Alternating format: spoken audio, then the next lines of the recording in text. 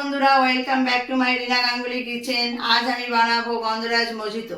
চলো দেখাই কি কি নিয়েছি। গন্ধরাজ মজিতো বানানোর জন্য আমি এখানে গন্ধরাজ লেবু এইভাবে টুকরো করে কেটে নিয়েছি। আর এখানে নিয়েছি পুদিনা পাতা, এটা সুগার পাউডার আর একটা স্প্রাইট। এই দিয়ে আমি গন্ধরাজ মজিতো বানিয়ে নেব। গন্ধরাজ মজিতো বানানোর জন্য প্রথমে গ্লাসে আমি সুগার পাউডার দিয়ে দেবো।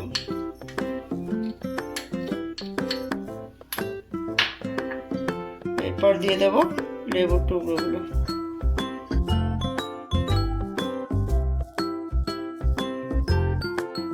একটু থেতো করে নেব।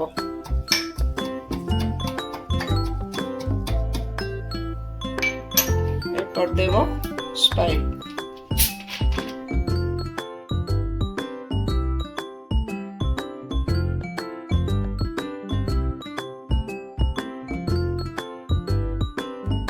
করে নেড়ে নেব। এতে কয়েকটা আইস কিউব দিয়ে দেবো। আমার গন্ধরাজ মজিতো তৈরি হয়ে গেছে।